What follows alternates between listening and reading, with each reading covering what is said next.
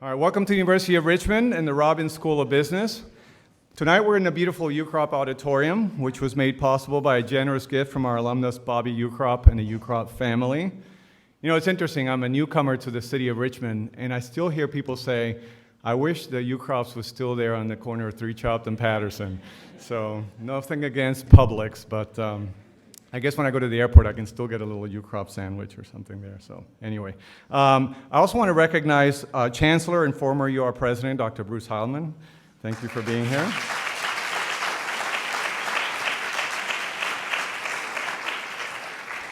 In his young 90s, he continues his long legacy of service to this university, to which he has given so much. If you ever see somebody riding a Harley, it could very much possibly be Dr. Holloman. Next to him is actually our provost, Dr. Jeff LeGros. Thanks for coming, Jeff. Really appreciate it.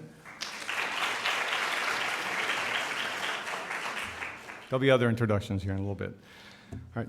Tonight we honor the act of teaching by inducting 2 of our best teachers, JoBen Hoyle and Paul Clikeman, as Robbins Teaching Fellows. Both are members of our accounting department.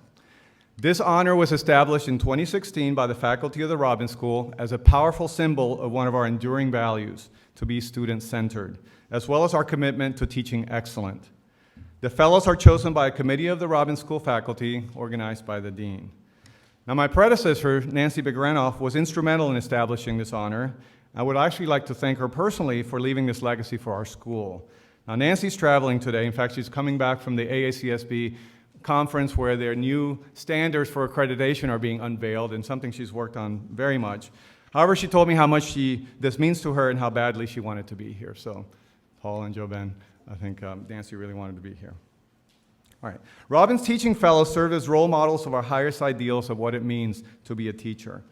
During their 3-year term, they work to inspire and promote excellence in teaching throughout our faculty by mentoring and other activities.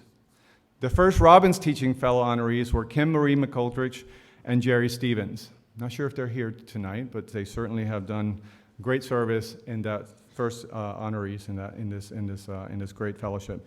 Also in attendance are Margaret Kleitman, Paul's wife, his children Catherine and Miles, as well as Sarah Hoyle, JoBen's wife, who is accompanied by their children Benjamin and Brendan's daughter-in-law,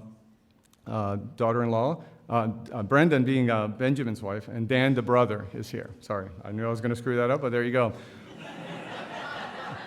They had just family members, so I had to sort of figure out who was who, and at the last minute, who belongs to what. But there we are. All right, also in attendance up front here, we have the members of our Accounting Advisory Board who were instrumental in establishing this. So thank you all very much for being here. Really appreciate it. The philosopher Jean-Jacques Rousseau pointed out that humans are born in a state of helplessness and ignorance. Therefore, everything we need to survive and thrive as adults is provided us through the process of education. Teachers are the essential mechanism our society uses to impart education. And so therefore tonight we're honoring teaching. Now the poet Kevin Williams Huff perhaps best explained the role of teachers in his poem entitled simply, Teachers. And this is what he had to say about that.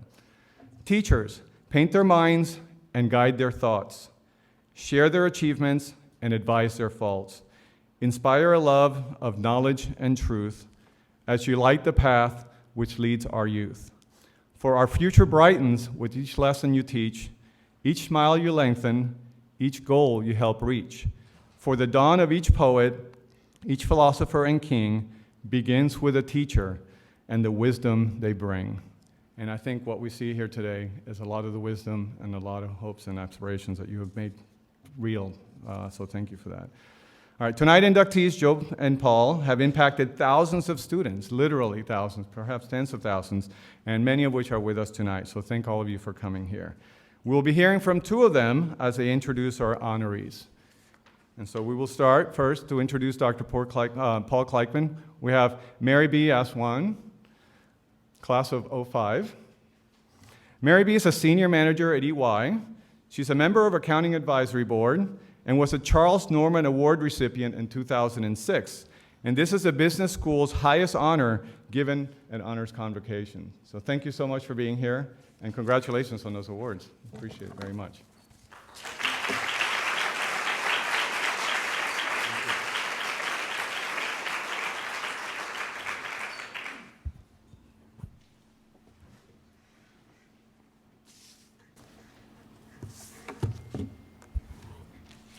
It is with great honor and privilege that I'd like to introduce to you Dr. Paul Clikeman as a Robbins School Teaching Fellow. You might wonder why, of all people, a tax practitioner is standing before you to introduce an auditing professor. Well, a great professor is one who teaches beyond the subject, prepares his students for real life, and inspires them to be great at whatever profession they choose. This couldn't be any truer for Dr. Kleitman. His spiral blue binder on real life auditing stories was the cheapest accounting textbook at the time. You know how that is important, yet the richest in life lessons. His approach of having us read articles about real-life auditing failures and the downfall of Ivy League-educated brilliant CEOs and CFOs taught us that the line between ambition and integrity is really fine and easy to cross. It only takes a split-second decision for bad things to happen to good people and for one to show up on the front page of the newspaper. I've always remembered this throughout my career when confronted with ethical dilemmas and peer or supervisor pressure. What makes Dr. Kleitman a well-rounded and relatable teacher is the fact that he's walked every step with brilliance. He brings real-life experience to the classroom as a former intern, staff, auditor, and supervisor with 2 Big 4 firms, the Big 8 back then. He's shared his knowledge with a breadth of undergraduate and graduate MBA and max students, covering not only auditing, but also financial and managerial accounting, first-year seminars, opening residency, and accounting for managers, to name a few courses. He understands what it takes to pass the CPA exam, having received the AICPA's Elijah Watt Sales Award with honorable mention for his performance on the CPA exam in 1982. And no, I wasn't born yet. His pursuit of excellence didn't stop there. In 1989, he received the highest achievement award from the Institute of Internal Auditors for obtaining the highest score in the world on the CIA exam. Can I get a round of applause for that?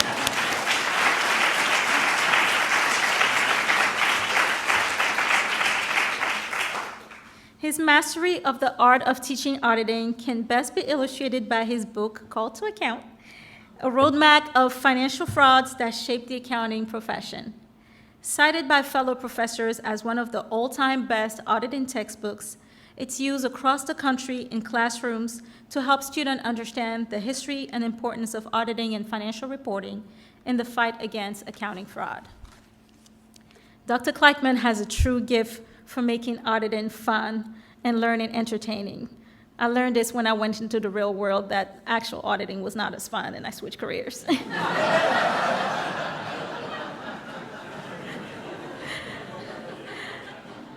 I will never forget how he succeeded in having full attendance on a Tuesday afternoon before Thanksgiving break, with all of us eager to figure out what happened to Barry Minko, now features on CNBC's American Greed. And for the young in the class, if you don't know who Barry Minko is, I strongly suggest you Google him. My all-time favorite Kleitman quote, which I've shared with countless interns and prospects at various conferences: college is like an all-you-can-eat buffet. The real world is like a potluck dinner. It's about what you bring to the table. Thank you, Dr. Kleitman, for inspiring us to be the best version of ourselves and reminding us that the choices we make shape our reputation and can have a lasting impact on our careers and our lives. I know you've received several teaching excellence awards throughout your career, but this one is very special to me. Please join me in congratulating Dr. Paul Clikeman on his recognition as a Robbins Teaching Fellow.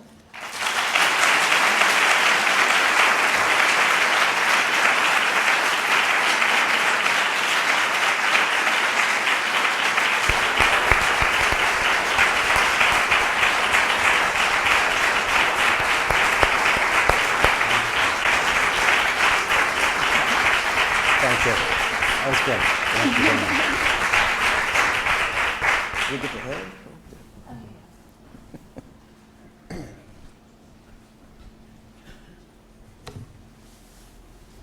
So thank you, Marabee. There's an old saying that teachers are judged by the success of their students. And if that's true, then the University of Richmond is a great place to work. Because if I'm judged by the success of Marabee and Kevin and Elaine and Tara, and I think Chris Dion is here, and these are great students. So I end up looking a lot better than I deserve. When we were putting together tonight's program, we set aside a total of 30 minutes for Joe and I to speak. And with that time constraint in mind, I insisted on going first. Because I knew that if Joe went first, he would talk for 60 minutes, and then he would turn it over to me to apologize for why the food had gotten cold. Although if we were allocating this evening's time based on our relative knowledge of teaching, that would probably be about the right ratio. So Joe and I have been asked to talk about our teaching philosophies. My philosophy is very simple. It's only 5 words. I teach students, not accounting. So I want to spend a few minutes talking about how I developed that philosophy and how it affects my teaching. The first thing that led me to that philosophy is a lifetime of being surrounded by educators. My grandmother was a high school teacher for 2 years until she got married and quit her job, as women were expected to do at that time. But 25 years later, after she was widowed and after her children were grown, my grandmother was elected to the school board of Alameda County and served 2 terms as a member of the school board. My father was a college engineering professor. My wife is an elementary school teacher. My sister is an elementary school teacher.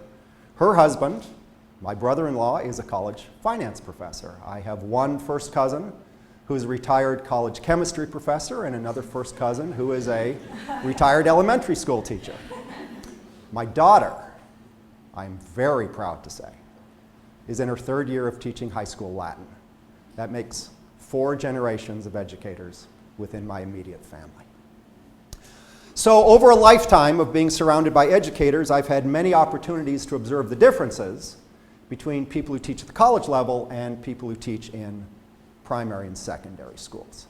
The most obvious difference is that my wife works twice as hard as I work for about 1/4 the salary. But I think another difference is the motivation that leads us to become teachers. So in my experience, people become college professors because they love the subject matter. We love Shakespeare, or we love French philosophy, or we love anthropology. And we become college professors because we get to make a living dealing with the subject matter that we love. In my case, that was certainly true. So what I'm going to say next will shock some of you. Others of you will just shake your head in pity. I love accounting. I love thinking about accounting and reading about accounting and talking about accounting and writing about accounting. But when I was in the profession, I discovered that I didn't really enjoy doing accounting. So in 1988, I left Deloitte and I embarked on an academic career that enabled me to earn a comfortable living while dealing with the subject matter that I love. It's been my observation that primary and secondary school teachers are different. They love children. And they become teachers because it enables them to earn a living while dealing with young people. Now, they don't often say that they love children, but I came across an essay earlier this year written by a middle school science teacher. And he wrote very eloquently about his love for his students. So this is the service bulletin from Don Lancaster's funeral. And some of you know Don as the husband of our friend and retired colleague Carol Lancaster. But on the back of the folder, there's an essay that Don wrote in 2015. And the essay begins, "I am a middle school teacher, and I am a wealthy man." The normal response to the discovery that I teach middle school is somewhere on a continuum of, "You must be crazy," to, "You must be a saint." The crazy end of the spectrum is the more frequent response. "I don't get paid a great deal of money, so I'm not rich in the sense of financial wealth. I'm rich because the experience of teaching has fundamentally changed me as a person. And then Don goes on and he explains the midlife crisis that led him to leave a successful career as a research scientist and become a middle school teacher.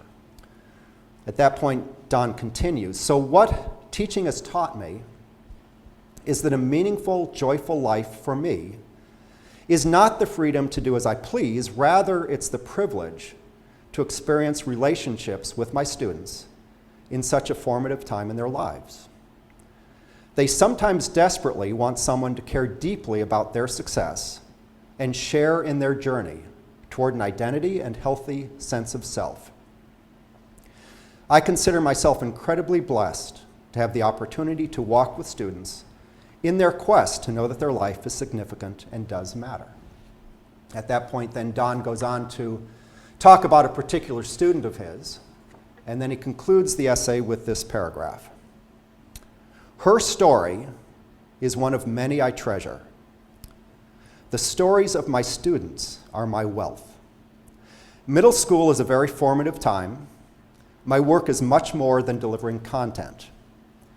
The transition from adolescence to adulthood is on a fast track. Kids really start to establish who they will become. This includes beliefs, values, and habits, all of which will forge their journey through life. Every one of them needs a dependable adult whom they can trust. I try hard to be that adult. So when I read that essay last April, my first thought was, that's who I want to be when I grow up. Those are the memories I want to have when I retire, and that's what I want people to remember about me at my funeral. So, although I became a professor because I love accounting, I'm trying, as the years go by, to love my students as much as the elementary and secondary school teachers in my life love their students. And that means more than delivering content. It means helping the first-year students in my first-year seminar and my introductory accounting classes make a successful transition from high school into college. And it means helping the seniors in my auditing class make a successful transition from college into independent living. So the second thing that led me toward my philosophy is I noticed that the two colleagues who've had the biggest influence on me, that would be Joe Hoyle and Jerry Stevens, they both talk about teaching in terms of coaching. So Joe is fond of quoting Vince Lombardi. Jerry Stevens, I think, really should have been a high school baseball coach. And I heard a radio interview where a famous football coach was asked what he normally told his players during halftime. And this football coach just scoffed at the question. He said, oh, this idea that the coach can, give a motivational speech during halftime and change the whole course of the game, he said, that's just a Hollywood invention. He said, if your players aren't already fired up during the big game, it's hopeless. There's nothing you can say at that point that will change it. He said, the real key to coaching is getting the students excited and motivated and fired up to practice. So the Super Bowl is played early in the spring semester. And so after the Super Bowl, I always ask my students, who won? And they say, the New England Patriots. Because for as long as I've been teaching, the correct answer is the New England Patriots. But then I ask them, when did the New England Patriots win the Super Bowl? And they say, Sunday night. I said, nope. And they say, February 1st. And I say, nope. And they say, when the final gun went off. And I say, no, you're answering the wrong question. You're telling me when the Patriots played the Super Bowl. The question I asked you is, when did the Patriots win the Super Bowl? And then I single out one of the student athletes in class. And they almost always figure out the riddle. Heather Rice knows the answer to this question. Okay? The Patriots won the Super Bowl the previous August, when the offensive linemen were doing footwork drills in 90-degree heat. The Patriots won the Super Bowl in October when Tom Brady was watching film of teams he wasn't even scheduled to play, and he was trying to figure out which play is most likely to be successful against which defense in which situation. The Patriots won the Super Bowl in November when the offensive coordinator designed a new play, and they practiced that play every week for 6 weeks and never ran it in a game because they were saving that play for a crucial 3rd and 15 when they knew they would need to catch the defense off guard. So I'm teaching, the student athletes, they get this, right? They know that you can't play better than you practice. Unfortunately, some of the students haven't figured that out yet. Right? So I'm teaching 3 sections of auditing this semester. They're all seniors. About 90% of them will take the CPA exam next summer, and about 50% of them will be staff auditors next fall. So, Olivia, when does our class end? That is right. So, my biggest job teaching seniors an auditing class is how do I get them to practice in September for a final exam they won't take until December, and a CPA exam they won't take until July, and a career that they won't start until next October. So is it bribery? Is it flattery? Is it begging? Is it fear?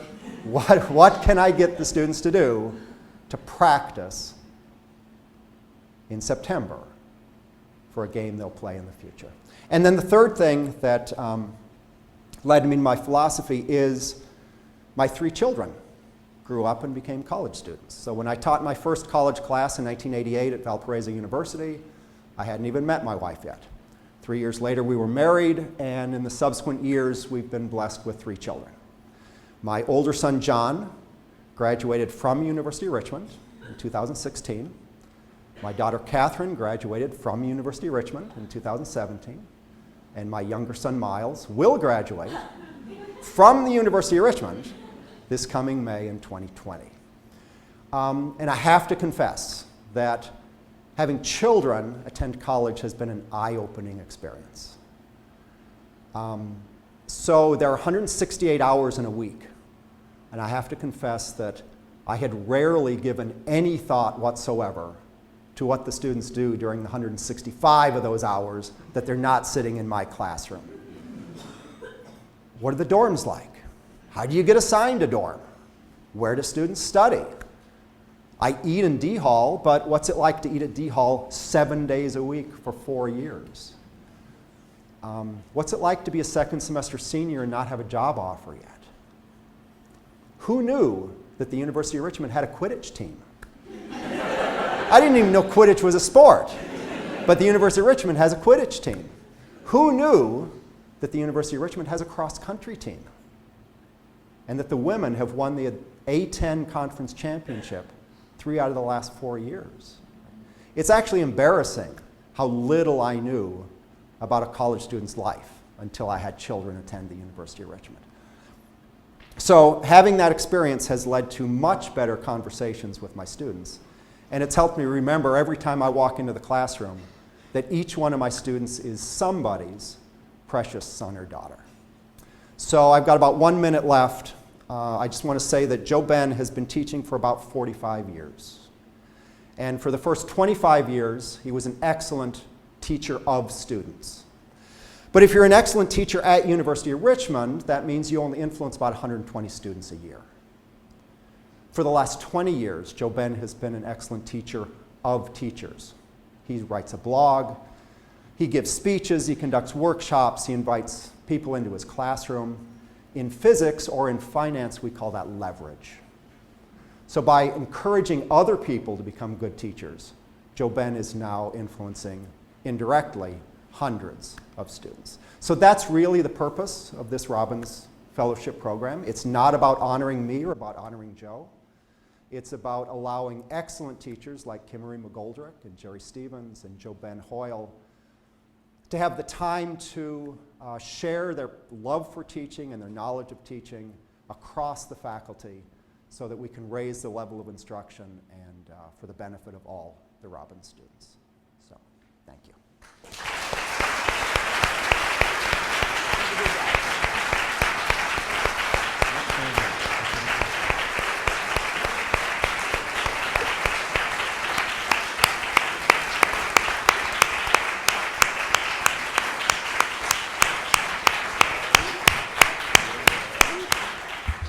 Who knew Paul knew what Quidditch was? Thank you, Paul. That was incredible. Now, we've already heard about Heather, so now Heather Rice, class of 2002, will introduce Professor Joe Ben Hoyle. Heather is a partner at KPMG. She's the chair of our Accounting Department Advisory Board.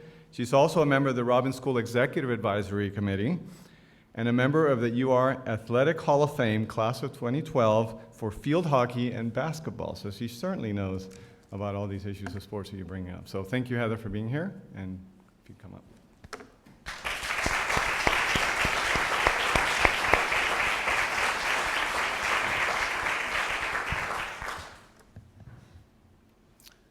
I also had Professor Kleitman back in the day, and as a tax partner, I can absolutely assure you I know why he did not ask me to present him tonight, but many congratulations to you.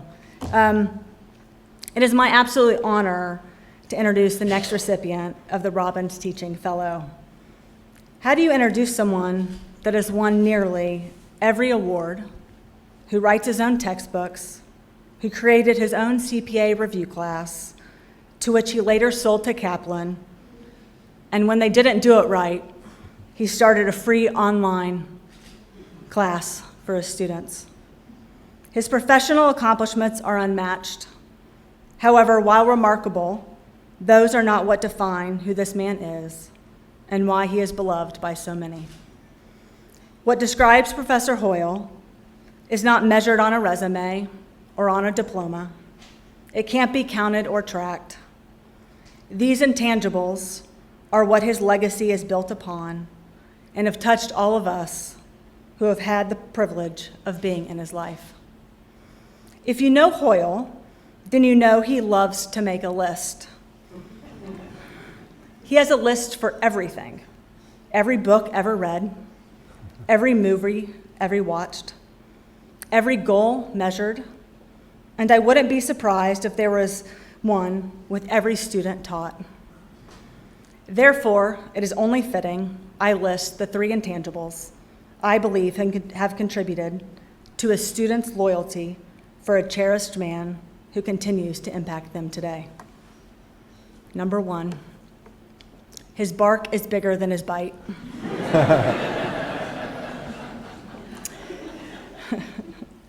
His infamous Socratic method of teaching has caused his students complete and utter fear before, during, and after class, all of which is repeated until the semester ends. Yet despite the fear and anxiety, you find yourself signing up for his class next semester. Why would anyone subject themselves to that torture again? The answer is simple. It has never just been about the debits and credits. It's always been about making us better people. It is to push us to another level you didn't know you even had. After every class, Hoyle would send us a summary of the day, followed but what lies for the next class. The emails, of course, were always in bullets. The first would always be a problem that had to be solved before the next class, and the remaining were completely unrelated to accounting. The second was about expanding your knowledge elsewhere. Read a book from my best book list, or go explore this culture experience and I'll give you extra credit. And the last bullet would be something motivating about why he was pushing us this hard and how preparation is the key to success. It never mattered if you were an A student or a C student. He always brought out the best in each of us. Hoyle simply prepared us for life. Number two, he taught us to think outside the box. Right when you think you have mastered the content in his class and there was nothing left that could surprise you. You were so ready to conquer your T accounts and balance that balance sheet. And then he gives you a test that is short answer. I've come to learn to always expect the unexpected. Hoyle once told us, as much as I hate to say it, there is more to life than accounting. I think every college teacher should attempt to spread their influence to more than just convey the subject matter. College is not about just learning the content. It is also about learning to live meaningful lives. He preached preparation. He emphasized that being a winner was habit forming. Hoyle simply taught us how to think. Number 3, he provides lifelong support. Everyone has their own Hoyle story.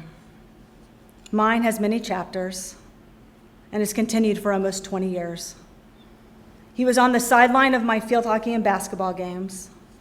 He provided encouragement after I failed the CPA exam. He provided words of wisdom when my career path was foggy. He attended my Hall of Fame ceremony despite getting a flat tire on his brand new car. He and Sarah gave me their favorite kids' books when my daughter was born. He celebrated my professional wins and actually predicted I would become a partner one day before I even believed it. He introduced me to his passion in the art community just recently. And I could go on, but you see, my story is just one of many. It is not an anomaly. There are countless others just like mine. This is just simply who he is. Hoyle is more than just a professor. He is a coach for life.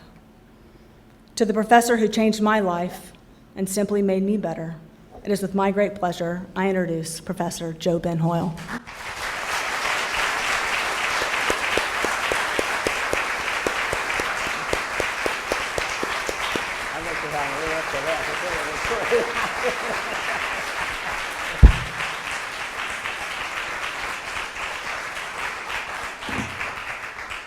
I'm a lot older than Paul is, so it's going to take me a second to get ready here. So anything I screw up tonight, remember, I'm a lot older than Paul. That just gives me an excuse for anything I do. It's just I'm older than Paul.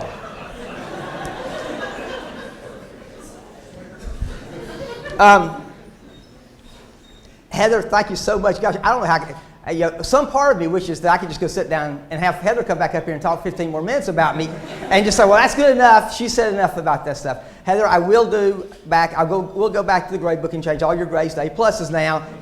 Good job. I am absolutely thrilled to be here tonight. I'm thrilled, even more importantly, that you're here tonight. When we were talking about this event, Andy, Minor, and the three of us got together and just talked about what we wanted out of this event. And my comment was, I want it to be one thing. I want it to be a celebration of teaching. I think that what we need is we need more celebration of the good stuff in life.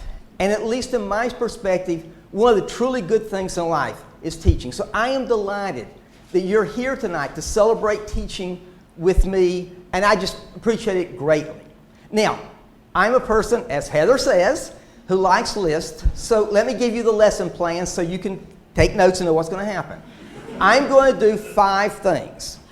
First thing I'm going to do is I'm going to give a personal comment, and then I'm going to give 2 of my teaching philosophies, and then I'm going to give 2 more personal comments. That's 5 things, if you're keeping track. Simultaneously, I am going to ask you for a favor. I'm going to give you 3 pieces of advice. I figured I give advice to everybody. I might as well give advice to you too. And I am going to give 3 messages.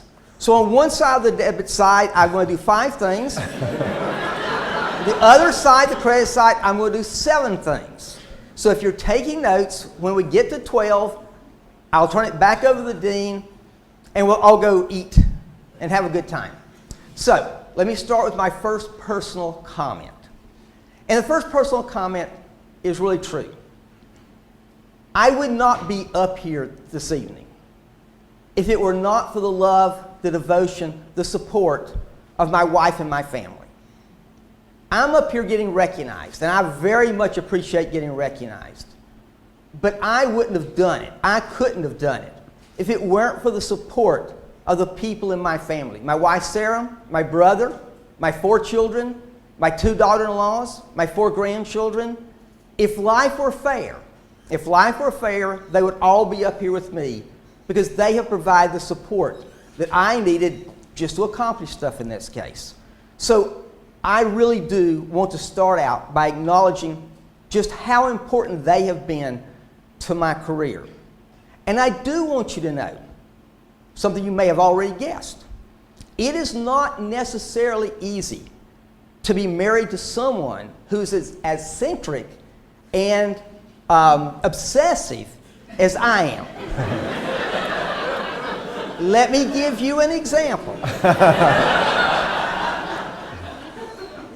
Can you imagine being married to a person who on Christmas morning at 9 o'clock in the morning, with everyone around the Christmas tree having a great time, sneaks off to his computer, 9 o'clock Christmas morning, so he can send an email to the students that he's going to have in the upcoming semester and tell them that he is just sitting around working on accounting this morning and he is sure that they are doing exactly the same thing because he thinks it will set the proper tone for the coming semester in that case.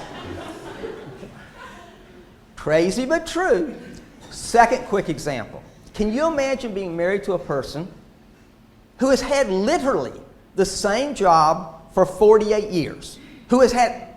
I'm teaching exactly what I taught in the fall of 1971. Literally same job for 48 years. And yet, every evening after supper, I go up to my office and I do my lesson plans. Now you would think after 48 years, I could get it figured out one night without having to do it again. So I always say 2 things. One, I'm a great example of arrested development. Haven't made any progress in 48 years, and I'm a darn slow learner. I'm still having to prepare after 48 years. So here's my favor I'm going to ask you to do for me tonight, and I really am serious about this. If you see my wife or my brother or my 2 sons who are here tonight or my daughter-in-law who's here tonight, please thank them for putting up with me. Because if they had not put up with me, had they not put up with and given me the support, I wouldn't be here tonight. You need that support. That's my first personal comment. Now, I want to give you 2 teaching philosophies. One of these teaching philosophies comes from 50 years ago. The other teaching philosophy comes from 13 years ago. Now, I could have given you 100 teaching philosophies. I've got philosophies for everything in teaching. But I picked 2 specifically. And the reason I picked these two, is because of this. My new favorite word is transformative. I get favorite words. And my new favorite word is transformative. I want things to be different. So I start thinking in my classes, how my classes can be transformative. I don't want the students to go out the same as when they came in. Why the heck have class if they're going to be the same going out as they were coming in? So I really have started working on things that are transformative, that make changes. So I picked the 2 teaching philosophies that have been the most transformative for me. And I'm hoping, in a slight way, that maybe they'll be transformative for you also. So here's teaching philosophy number 1. And I'm going to start with just a couple of quotes. I came to campus a couple of months ago, and I walked in, and there was a note under my door. You can see how big that note is. From a student in the class of 1987. And I had not seen this student since 1987. I had not seen the student in 32 years. So immediately, and she had her card here, so I knew who it was from. So immediately I was interested, what's she going to tell me after 32 years? And what she told me was this: I wanted to thank you for giving me the kick in the rear that I needed when I was a college student. 32 years later, that's what she remembered. I wanted to thank you for giving me the kick in the rear that I needed as a college student. 2 days later, I come to campus. I have a 6-page handwritten letter from a student in the class of 2013 that I have not seen in 6 years. And I read the letter, and the entire first page is nothing but, your class stressed me out, your class stressed me out, your class stressed me out, the whole first page. I get to the bottom of this after I worried that she's writing me from therapy, is what I really thought was going to happen. Dr. Freud asked me to write this letter to get it all, feel better. So I get to the bottom, and she says, I just wanted to thank you because the stress of that class really prepared me for the real world. And I have been successful because I got used to it in your class. That was 2 days later. 2 days later, this was a popular month for me. I got an email from a student in the class of 1998. Hadn't seen her in 21 years. Can't do my math. And this is a student who was a kind of an average student in class. And now she is a partner for a Big Four CPA firm in New York City. So she clearly has upped her game somewhat. So I get the email, and it said, I wanted to tell you how much I appreciated that you always pushed us out of the comfort zone, because I find that's where I learned how to be successful. Last week, I got an email from a student in the class of 1983 who happens to be here tonight. And she said, I just wanted to tell you thanks because you constantly put me on the spot, and that has helped me be successful in my life. Now, if I was teaching English literature, I would say, I think I see a theme in this work, in this case. So I want to give you my first teaching philosophy. My first teaching philosophy is this. 50 years ago, I was watching television. A football coach came on. I think it was Vince Lombardi. Not sure, but I think it was Vince Lombardi. He said one sentence, and that one sentence has meant more to me than any sentence I've ever heard, I think. He said, there's something in every person that wants to be pushed to be great. There's something in every person who wants to be pushed to be great. I believed that religiously 50 years ago. I believe it religiously right now, having dealt with 10,000 students. There's something in every person that wants to be pushed to be great. Now, after hearing my 4 former students and hearing Vince Lombardi, I know what you're thinking. You're thinking that I bring the students into my class like a bunch of oxen, and I bring out the whips and I beat them unmercifully. I beat the stuffings out of them. There's something in everybody that wants to be pushed to be great. That's not how I look at it. And I tell my students this all the time. So those of you, I know I have students here tonight, you've heard this before. I view my job like a dance. In a dance, 2 parties come together, and if they push each other as hard as they can push each other to be great, they will create something that's absolutely fabulous. You've got to push each other. I bring the students in, and what I truly want is, I want to push them. Heck yes, I do. But I want them to push back, because I think if we can do this, go on YouTube. I did this last week. Go on YouTube, type in Fred Astaire and Ginger Rogers, and you will see 2 people who push each other to be unbelievably great. When it works, it is one of the most beautiful things you'll ever see. People ask me, do you have favorite classes? Oh, of course I have favorite classes. Yes, sure. What are my favorite classes? The ones who push me the most. Those students who let me get by and let me be lazy, I like them, but not that much. The ones who truly push me were the ones that I wanted. So I'm going to give you my first piece of advice. My guess is you work with other people. You work with your boss, you work with people under you, you work with the people that you work with.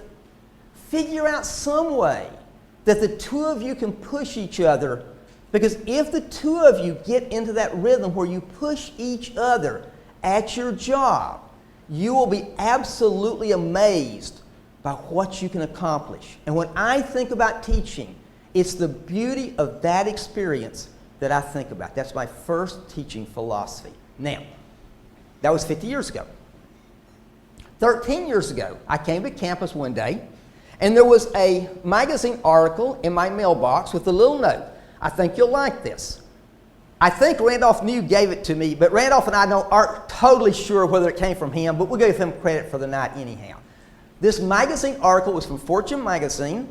The title of the article was What It Takes to Be Great. And they talk about people like Michael Jordan, Bobby Fischer, the chess master, the Beatles, and what it took for them to be great. Now that was interesting to me, but there were two assertions at the start of this article that really made a difference to me. The first assertion was, in most endeavors, people get better for a while, and then they get to a plateau, and they stop improving. Makes sense. If you're learning to play the banjo, or you're learning to play the violin, or you're learning to play chess or tennis, people get better for a while, and then they stop getting better, they plateau, and that's the end of that. But then the article says, but in a few cases, people get better, and then they keep getting better, and they do that for years, and they go on for greatness. I love that. They keep getting better, and they go on to greatness. So no matter where you are right now, if you keep getting better, you have that opportunity to go on to greatness. So I started labeling all of my things in two categories. There's a plateau group. I'm about as good at this as I'm going to get. And there's an improving group where I'm still working to get better. Now, in most things, I'll stick with the plateau group. But there are a few things in my life that are so important that I never want to be in the plateau group. And clearly, one of those things is teaching. I have come across the Huguenot Bridge for 40 years. I have walked into this building a gazillion times. I will promise you, I have never walked into this building that I did not want to be a better teacher. Because if I keep improving, and I live to 123 maybe, I will go on to greatness. And so my advice for you, I always like to give advice here. Find the endeavors in your life that make a difference to you. There are some. Find the endeavors that truly make a difference to you. And make sure for those endeavors that you stay out of the plateau group and you get into the improving group. Because if you get into the improving group, you will go on to greatness. That's my second teaching philosophy in that case. So I've given you one personal comment. I've given you two teaching philosophies. I'm down to two personal comments. And then we'll turn it back over to the dean and we'll go eat. Here's another personal comment. I want to mention Paul Kleitman for a half a second. And I want to do this as part of my third piece of advice. Let's assume that you want to be in the improving group. You don't want to be in the plateau group. You found something you want to do and be in the improving group. Find a person who has the same goals that you have. Find a person who has the same attitude that you have. Find a person who has the same ambition you have. Find a person who thinks deeply about that. Find that person. And then once every week, year in and year out, go to Taco Bell. On West Broad Street. And order the taco salad. And sit and talk. Now, you don't have to talk always about what is important to you. Heck, often we talk about football or basketball or Miles winning the cross-country event, but occasionally we talk about teaching. And I can't tell you how much it helps me to have a person with the same kind of attitude, the same kind of interest, that we just sit there and every so often we'll talk about teaching. And I'm always amazed how when I leave that Taco Bell, they all know us at Taco Bell, as you might imagine. When I leave that Taco Bell, that I know more about teaching. It's a transformative experience for me that I've done that. So one of my piece of advice there is very clear. Find that person and do something that creates that conversation. It's hard to do it alone. It's hard to do it by yourself. You need somebody to talk with. I would strongly urge you to do that. And I've got one more personal comment, and we're going to go home in this case. I think I've got it all done. I came here 40 years ago. I am, as much as I hate to admit it, getting older. And it makes you a little bit reflective. I think looking back over the 40 years I've been here, that I've had two goals. I may have not always spoken, but I think I've had two goals. One of those goals was always to teach every single person in class. I didn't want to teach the 10 smartest students. I didn't want to teach the 10 struggling students. I wanted to teach every single student. And the reason is, and it's already been alluded to tonight in this, I didn't want to teach a class. I wanted to teach people. And each individual person has their own problems, their own worries, their own talents. If you're going to really be good at this job, you've got to figure out how to teach those individual people. So one of my goals was teach them all, teach everybody. Make sure you can teach every one of them. The second goal, as much as possible, help to create a community. I wanted my students to belong. I urged my students to work together for half an hour before class. I urged them to study together. I urged them, as Heather mentioned, to go downtown and see things downtown together. I want this to be a team effort. I think people just do better if if they belong to something. So I always wanted to teach the individual, but to create some kind of a community of my students. I had a wonderful experience Saturday. I got a selfie from Cambridge, Massachusetts. And it was two of our former students, one who graduated 2 years ago and one who graduated 15 years ago. And they're both at MIT, and they're both in the various graduate business programs, and they had discovered each other. And they were at Cambridge having a cup of coffee, and they were talking about being part of the business school at the University of Richmond, and they sent me a selfie of each other, sent a selfie of themselves, and I thought they have continued that community spirit. And I couldn't have been happier in that case to see that kind of a spirit. So I want to leave you with 3 messages. And these messages are simply for my former students and my current students. If you don't fall into that category, you can listen, but this is for them, to tell you the truth. Message number 1. I want you to know, if you're ever a student of mine, I am proud of you. I wish I had told you that while you're still a student of mine. I kicked you in the rear. I dragged you out of your comfort zone. I put pressure on you. I was unmerciful. I understand that. Nobody ever went screaming out of the room, and I appreciate that. Nobody ever crawled up under the desk crying. I had some of them meet me in the office crying afterwards, but nobody crawled under the desk while I was there. I am proud of you. You worked hard, and I so much appreciate that. And I think really, I guess this is another piece of advice, I think we don't tell people enough how proud we are of them. So go back wherever you work tomorrow, and if there's somebody you haven't said that to, I think you ought to. Don't let them read your mind. They can't read your mind. Tell them that you're proud of them. So that's a message I want to give while I have the chance. The second message is this. I am delighted that you're here tonight because this puts you as part of that community. The fact that you came here tonight, especially the students from 83 and 90 and 94 and wherever, that means to me that you're still part of this community and always will be. I'll tell you something that you're going to think is odd. When Andy got this set up to have this program tonight, she said, well, just send out invitations. I sent out, probably using LinkedIn, Facebook, email, carrier pigeon, telegraph, whatever. I sent out probably close to 1,000 invitations.